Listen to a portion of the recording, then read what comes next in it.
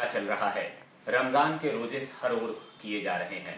पूरे देश में एक बड़ी ही शांति की लहर है, क्योंकि रमजान का जो महीना होता है उसे माना जाता है कि उसमें इबादत की जाती है और इबादत से आपको वो सब हासिल होता है जिसके लिए आप पूरी जीवन इंतजार करते हैं। आज हमारे साथ इस पाक रमजान के महीने में देश के सबसे बड़े इमाम साहब मौजूद हैं। चीफ इमाम ऑफ इंडिया डॉक्टर उमेर अहमद इलियासी साहब का इस्तकबाल है। आपका स्वागत है इमाम साहब। पाक रमजान का महीना चल रहा है। सबसे पहले आपके जितने फॉलोअर्स हैं, पूरी दुनिया में जितने इस्लाम के फॉलोअर्स हैं या और धर्मों के जो फॉलोअर्स हैं, उन्हें क्या संदेश देना चाहेंगे? मैं सबसे पहले पूरे दुनिया के तमाम इंसानों को रमज़ान की मुबारकबाद पेश करता हूँ। रमज़ान जो है, रमना का मतलब होता है, जलने का मतलब होता है आत्मा को पवित्र करना, आत्मा शुद्ध करने का रोज़ा रख के एक जरिया है। मैं समझता हूँ कि आज पूरी दुनिया के अंदर मेरा ये जो पैगाम है वो ये है कि अब वक्त आ गया है कि हमें इंसानियत पर काम करना चाहिए। हमारे लिए इंसानियत ही सबसे बड़ा काम है, सबसे बड़ी इबादत है। एक इंसान का कत्ल गोया पूरी इंसानियत का कत्ल है। आओ हम सब मिलकर इस पवित्र रमजान में इस बात का शपथ लें कि हम एक दूसरे से प्यार करेंगे, एक दूसरे का आदर करेंगे, एक दूसरे के मजहबों का आदर सम्मान करेंगे। यही पवित्र रमज़ान, यही हमारा जो पैगाम होगा, उससे ईश्वर अल्लाह गॉड परमात्मा वो बहुत खुश होगा। यही इबादत है, इंसान को इंसान से प्यार करने के लिए और छोड़ने के लिए। आपने इंसानियत की बात कही इमाम साहब। आप तो इंसानियत पे और अंतर धार्मिक चीज़ों में इतने ज़्यादा एक्टिव हैं।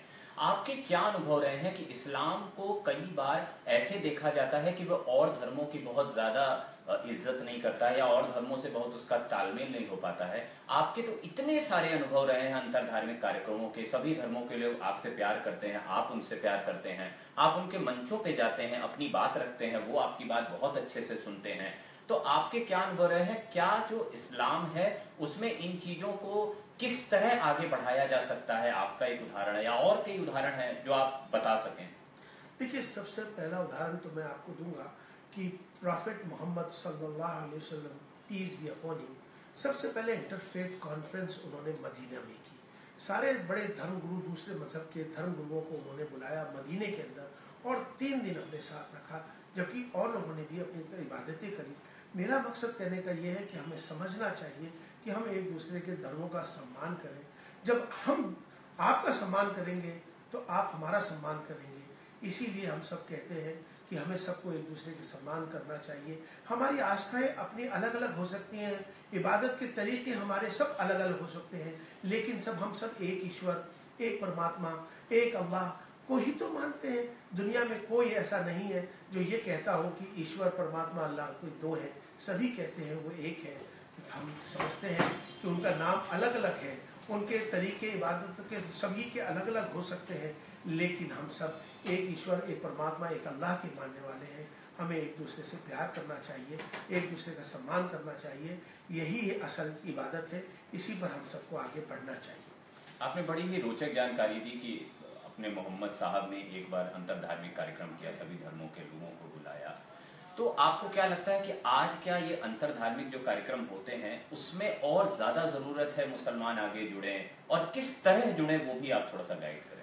देखिए, मुझे लगता है कि मुसलमान हो या कोई और धर्म हो, सभी धर्मों को एक दूसरे के साथ मिलकर काम करना चाहिए। आज कोई भी धर्म है अपने अपने तरीका, अपनी परंपराओं को आगे बढ़ाने की बात करता है, अपने तरीके को आगे बढ़ाने की बात करता है।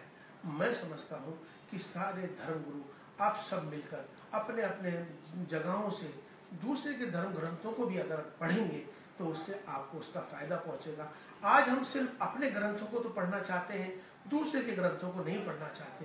तो आज मैं ये कहना चाहता हूँ कि कम से कम दूसरे ग्रंथों को भी तो लोग पढ़ें। अब हमारे जो दूसरे हमारे भाई हैं, हमारे चाहे वो क्रिश्चियंस हैं, चाहे यहूदी हैं, चाहे वो हिंदू भाई हैं, चाहे सिख हैं, कोई भी हो, अगर उनको ये लगता है उनको कुरान पढ़ना चाहिए, या मुसलमानों को, इमामों को दूसरे ग्रंथ भी पढ़ने चाहिए। हमें एक दूसरे का सम्मान करना चाहिए, एक दूसरे को समझना चाहिए।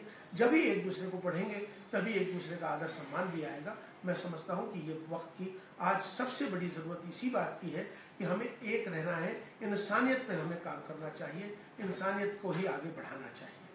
भारत का जो मुसलमान है वो बड़ा शांति पसंद है। हमने बचपन से भी देखा हुआ है कि वो जहाँ भी रहता है अपने काम में मशगूल रहता है, उसको बहुत ज़्यादा चीज़ों से मतलब नहीं होती है। लेकिन कई बार वो राजनीतिक वजहों से उसका उपयोग, दुरुपयोग और तमाम चीज़ें होती हैं। अब समाज में कुछ ऐसे भी फिरका परस्त लोग आ चुके हैं जो इन ताकतों, ये जो ताकतें हैं ये उन युवकों को बरगला देती है, उनको कई बार आतंकवाद की ओर ले जाती है। कई जगह बेरोजगारी की समस्या है, कई जगह हिंसा की समस्या है, कई जगह नक्सलवाद की समस्या है, कुछ राज्यों में पॉलिटिकली उनको इस्तेमाल किया जाता है।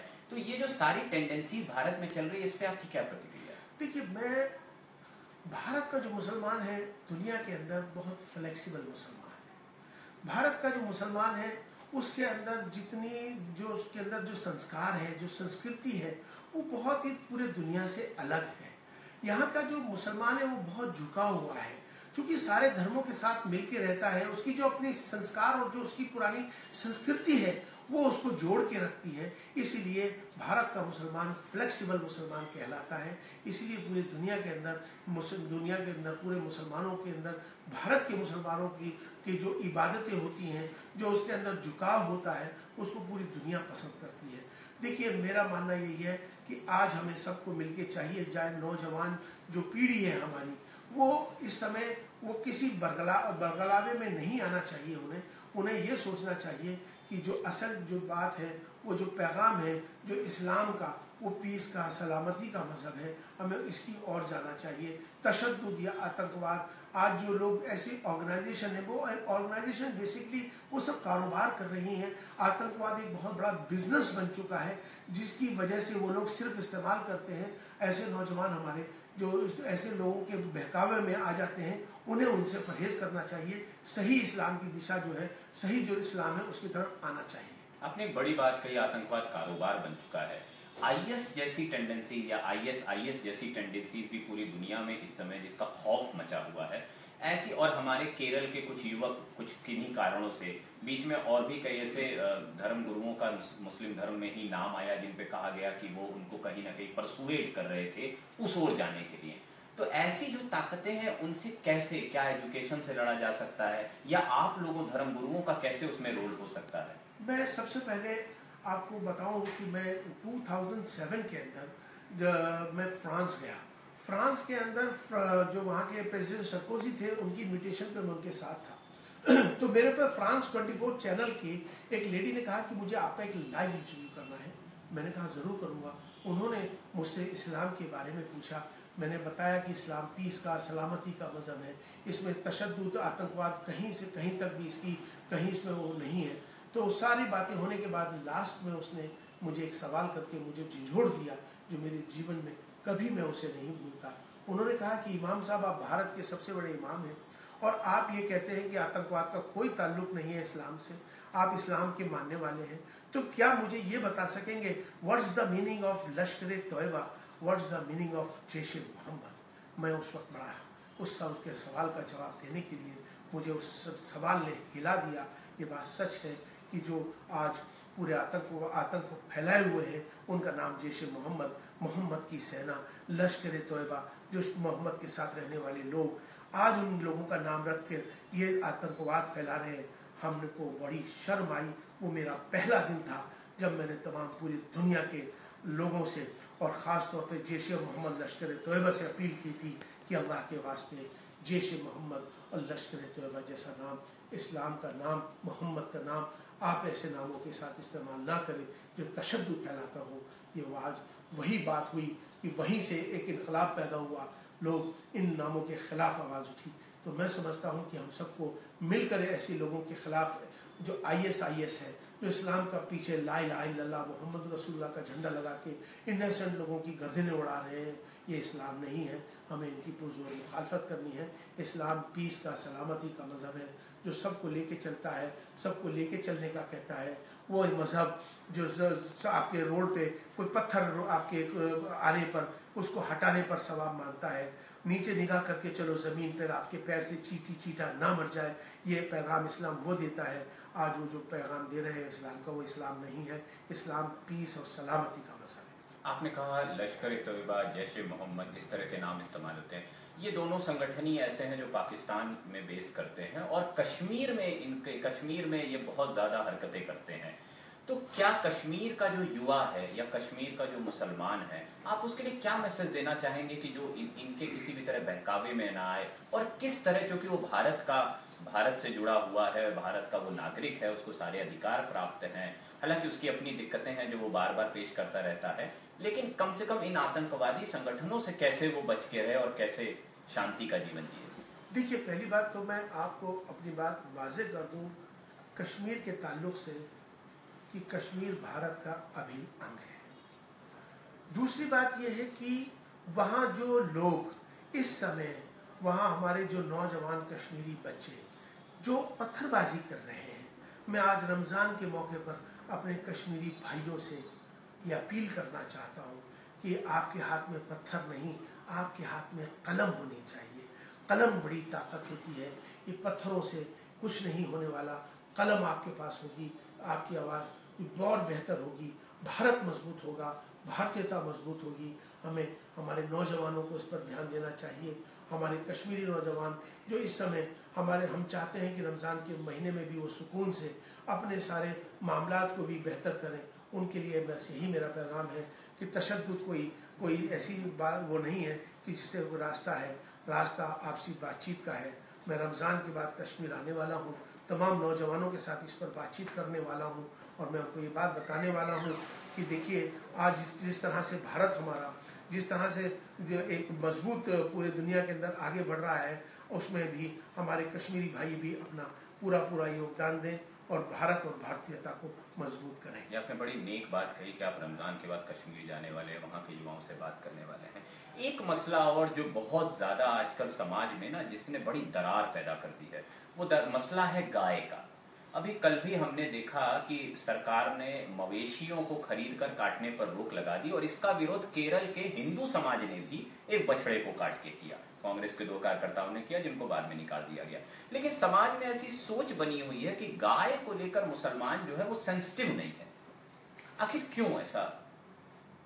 देखिए, सबसे पहली बात मैं आपको ये बात बता दूं, वाज़ेह कर दूं, गाय जो है हमारे भारत के हिंदू लोगों की आस्था का मसला है। हमें एक दूसरे की आस्था का ख्याल रखना चाहिए। आपको अच्छी तरह से मैं एक बात आपके सामने तिब्बे नबी से रसूलुल्लाह सल्लल्लाहु अलैहि वसल्लम पीस बी अपॉन हिम की एक हदीस जो है कि ज़ईफ़ हदीस है, वो आपको सामने कह दूँ। रसूलुल्लाह सल्लल्लाहु अलैहि वसल्लम ने फरमाया कि गाय का दूध शिफा है, गाय का दूध दवा है, गाय का गोश्त बीमारी है। हम लोग तो खाली हम ये चाहते हैं कि हम सिर्फ रसूलुल्लाह सल्लल्लाहु अलैहि वसल्लम की जो बताई हुई बात है उसको ही फॉलो करें, बहुत है। लेकिन हमारे इस देश के अंदर हज़ारों जो लोग हैं, लाखों करोड़ों जो लोग हमारी इस आस्थाओं से जुड़े हैं, हमें उनका आदर सम्मान करना चाहिए। और चूँकि अभी तक जिस तरह से हमारे सामने जो हमने देखा है कि गाय को अभी तक जिस तरह से अभी हमारे देश के अंदर उसको राष्ट्रीय पशु घोषित हो जाना चाहिए था।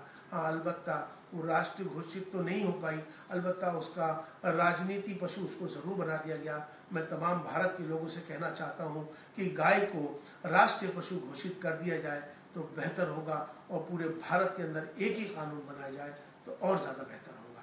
इस देश में एक ऐसी घटना हुई, इमाम साहब, जिसने ना एक बहुत बड़ी और दरार पैदा की, उसका नाम था बाबरी मस्जिद। आज के दिन में लाल कृष्ण आडवाणी, उमा भारती, मुरली मनोहर जोशी लखनऊ पहुंचे हुए हैं और उनकी पेशी होने वाली है।